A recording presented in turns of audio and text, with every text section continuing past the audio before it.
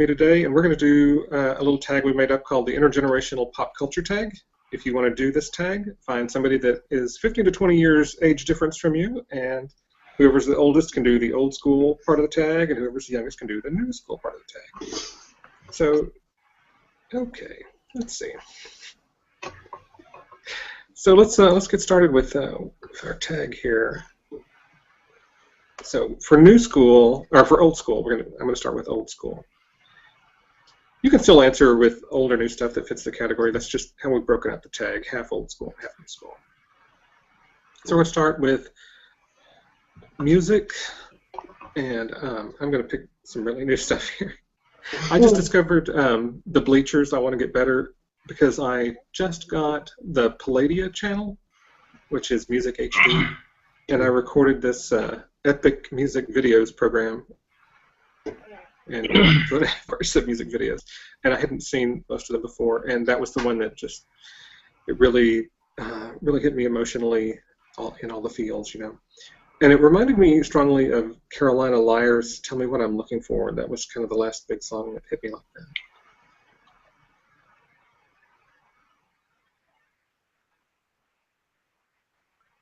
So, Jordan, what have you got? Hello, I am Jordan Ramirez, aka WantabaSmash, and for my music choices, I picked two songs. The first one is Two Black Cadillacs by Carrie Underwood. It's one of her more darker songs, and when I first heard it, I was in a really kind of dark place, and it kind of like got me to like, okay, this is going to be better. I don't think I'm going to get that low. And because it's a song about a wife and a guy's mistress that murder him. Like, it's very intense, but it's very catchy. So it's even more intense than Before He Cheats. I've seen the video for that where she just completely wrecks his truck.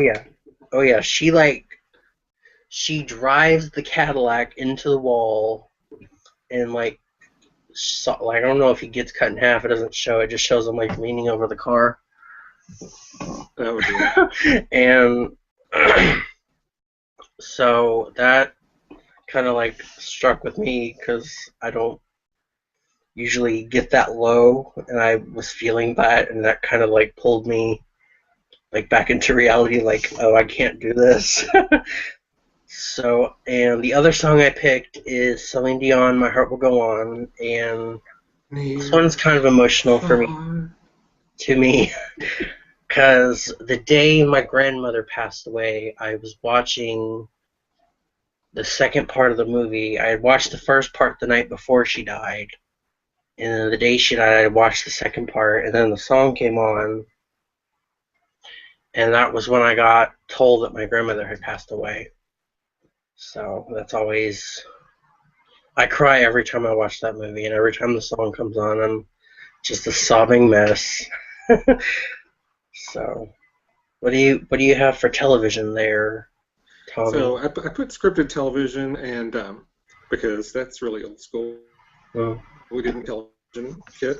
So for scripted television, I wanted to talk about Stargate. There's there were 4 different Stargate television shows, as well as the original movie back in 1994. So Stargate SG-1 was like the longest running sci-fi show ever. Mm-hmm. Well, aside from Doctor Who. It was the longest running American sci-fi show. It ran 10 seasons. And with most of the original cast staying most of the years. Two of the members stayed the whole time. Oh, wow. One stayed for like 7 seasons, and another one stayed for 8 or 9 seasons. So, yeah. And then there was an animated series called Stargate Infinity, which didn't feature any of the people from any of the other TV shows or movies. It was just using the Stargate as a method to get around. So it was different. They had some really unusual aliens, some unusual ideas, because it was all animated. They could do whatever they wanted. And then there was Stargate Atlantis, which sent everybody clear across the universe to another galaxy, basically, with a city that was built millions of years ago, and they had to revive it. And then Stargate Universe, they were able to dial a moving ship galaxy, and they went and tried to revive that ship. Which some of these were kind of harrowing because they didn't always have good life support whenever they landed and things like that. Things weren't in good shape when they got there.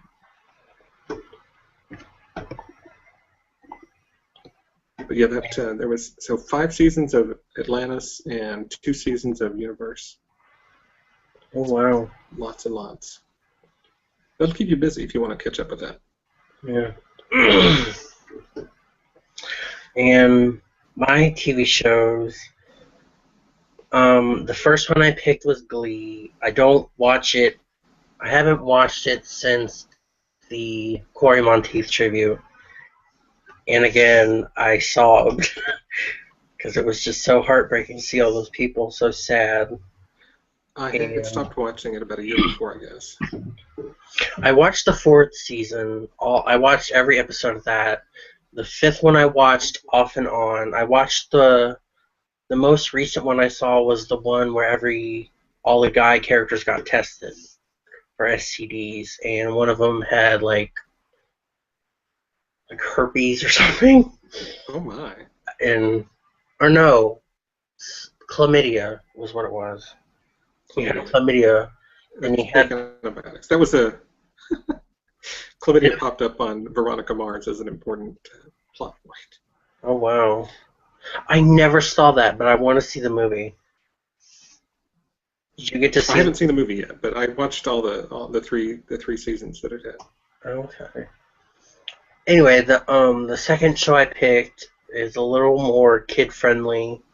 It's Austin and Ally. It's about a shy songwriter and a very outgoing singer who are total opposites, but they mesh well together when they write songs and make music together. And that sounds interesting. The guy that plays Austin, his brother is going to be... I'm going to talk about his brother on my channel. And okay. So I don't want to delve too much into that. All right. And then the third one is Smash, which was a kind of like Glee, but it was definitely more adult, more real, more like this is how the theater community is to a T. I really liked that, the Smash. Yeah. I was not familiar with most of the singing talent on that show, but I really enjoyed their performances, and I enjoyed the ideas that they were putting out there to develop the different programs, the different... Yeah, because I loved the Bombshell musical. I actually have the soundtrack for that. Oh wow! Okay. And I downloaded all the songs from the hit list on iTunes, and I made an album of that. Saying hit list was like Rent. Yeah, it was. I don't know if I can cuss on your channel, but it was that good. Okay. And the third one is kind of an oldie for me. It was on in the very late 90s. It's called Daria. It's about this pessimistic, always seeing the negative, doesn't see the bright side to anything, makes sarcastic jokes all the time, and it's Daria. And that was on Cartoon Network? No, it was on MTV. Oh, on MTV. Okay. And I bought the series. I love it. Okay. I've seen ads and things for it, but I'd never watched it. Her sister, I swear to God, her sister's so stuck up. And they have like all the typical high school stereotypical characters. And my favorite one has got to be the ditzy blonde cheerleader Brittany. She says the dumbest things. You're like, no one is that dumb in real life. And so like the Brittany on Glee. Do what? Yes. Like Brittany on Glee. Dumber. Oh no, dumber than Brittany on Glee. Oh no. Like I'm trying to think of the one. She's talking about something about. Oh God, I can't remember. It's gonna take me forever to remember. But yeah, those are my shows, and I highly recommend you check out Daria. Tommy, it's really good. Okay. So And it's available on DVD or on streaming? I Both? bought it on Either? DVD. I don't know if it's on Netflix or Hulu. Okay. I'll have to take a They look. show it on Logo sometimes. Oh, really? Yeah. I can make a wish list for it then. Okay. All right, what do we got next? Games. No So, movies. Movies is next. Not even paying attention. What did I Okay. do? Um, so movies, I want to talk about the X-Men, I guess. I was so excited when they first announced the first X-Men movie, especially since they were getting Patrick Stewart. I was a big fan of the X-Men comics in the 80s, I guess. Mm-hmm. I started reading 79 or 80, right in there. And I read, all of those. Oh, okay. There was a bunch of spin-offs. I thought the first two movies were really well done, and the third movie, it needed a little help, I guess. But the two new movies have been very good, and I was very happy with Days of Future Past, and I'm really looking forward to what they're going to do with Apocalypse, Age of Okay. Apocalypse. I didn't know if they were making another one. I knew they had. Um, I knew that they had a recent one, a new one that came out recently, but I didn't know they were making another one. Yeah, they brought in. They did an intergenerational one. They had Patrick Stewart and Ian McKellen and Yeah. Michael Fassbender and both playing young Professor X and Magneto and old Professor X and Yeah. Magneto. Oh wow. Yeah, I So saw a little some. time travel in there. I saw something about that online today. Something one of my friends posted. It was really good. Yeah. I am. I don't know. I'm trying to think. Maybe I have seen an X-Men movie. Was there one that came out in 2006? Was that X2 or I think X3, The Last Stand? I think that was later than that. Okay. Because I There's remember. the I remember I saw bits and pieces of the one that came out in 2006, but I've not seen the entire movie. Okay. That So, should have been probably the second one then. probably. Cool. Okay, so I guess I'll talk about mine now. My first movie is one that I saw recently after getting the DVD for Christmas, and it's The 7-Year Itch. It's directed by Billy Wilde and stars Marilyn Monroe. Wow. Really going old school. Oh, yeah. But it's even before my time. Really? She'd already died before I was born, yeah. No, she died in 1962. I was born 5 years after that. Oh, wait, is your boyfriend or your husband the one that's... Yeah, he's that old. Yeah, he was born in 62. Okay. Because I knew one of you was. I'm like, wait, I know I'm not that crazy. I know someone.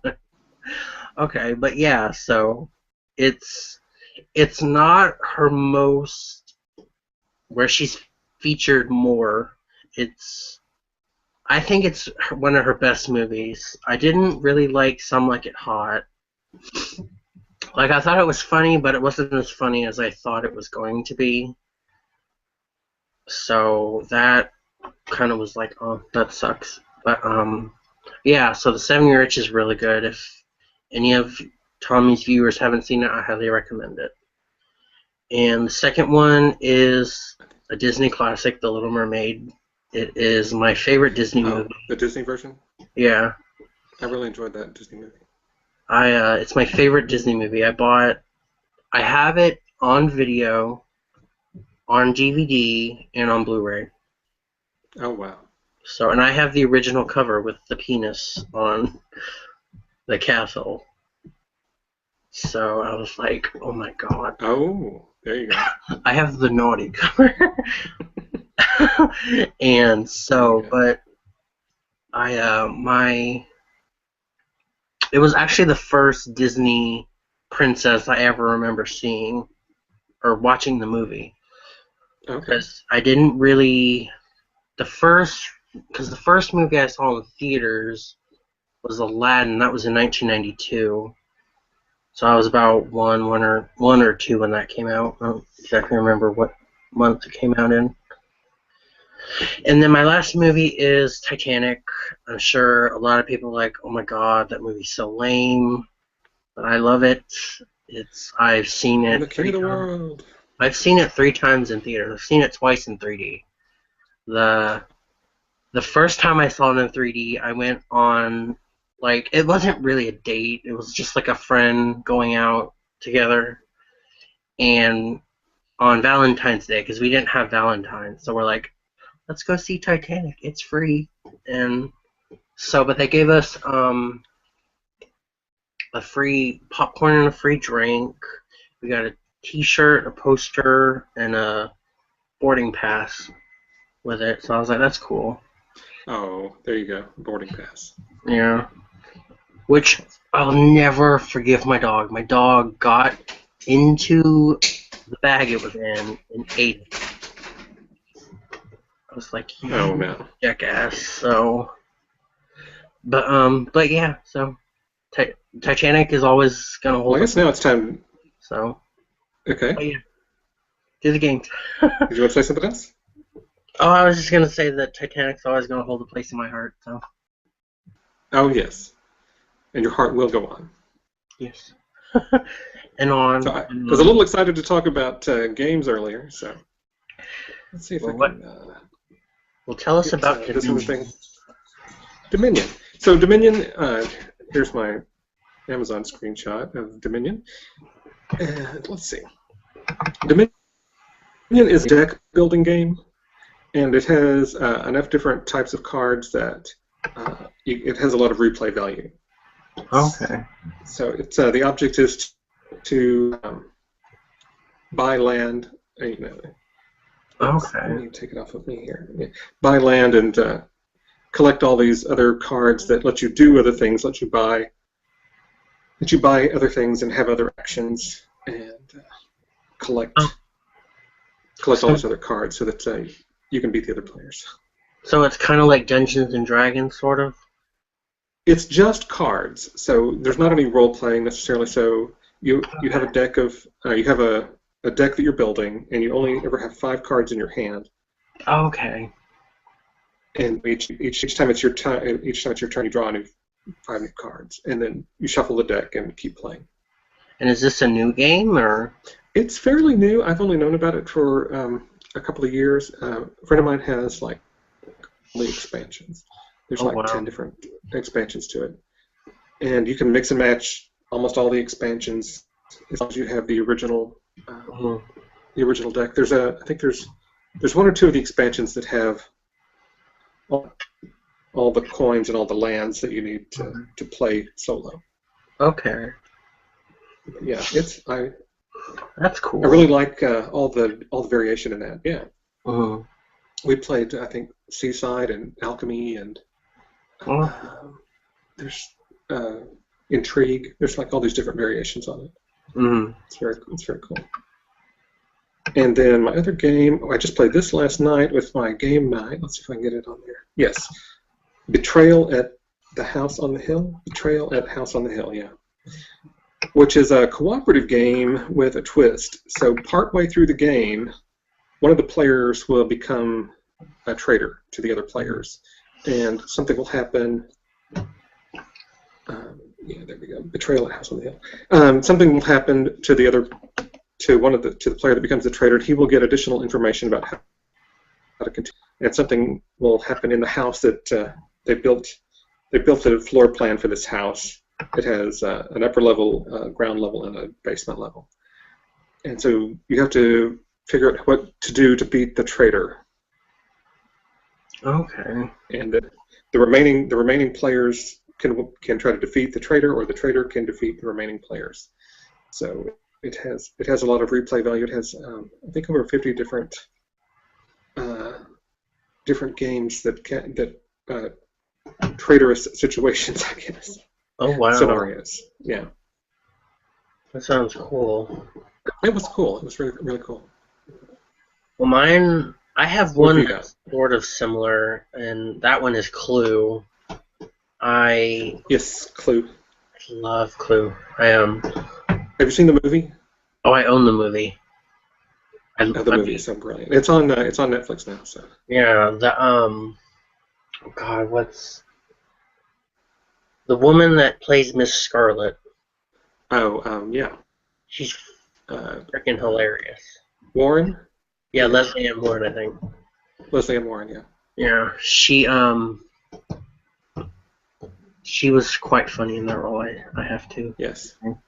So, and then the other, I mean, I'm sure everyone knows what Clue is, so I don't really need to explain it. So Clue, the board game. I, I have a variation on it that's the travel game, Okay. and that's fun too. It doesn't have a board, but it has a couple of tiles to show where you're going, and it has some interesting variations about vehicles and destinations. Okay. And the other one is a Would You Rather game, and it's really fun. Although with me, like I like to actually think and say which would I rather happen or have to do. And I remember I brought it over to my best friend's house, and we were playing it, and it was my question, and the question was, would I rather sleep in a bed of dead rats or sleep in a bed full of live cockroaches? And Oh, the way the game worked was the other players had an A or B, and they had to decide which one I was going to pick. oh no.